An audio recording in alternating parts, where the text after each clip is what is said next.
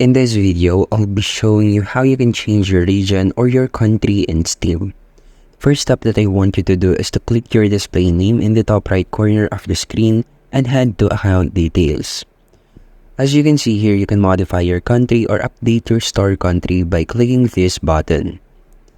Once you click this, you will see this interface explaining that you can only change your Steam country setting when you complete your first purchase using a payment method from that new country. So basically, you need to complete a purchase using the location from that country or the region that you want to change with.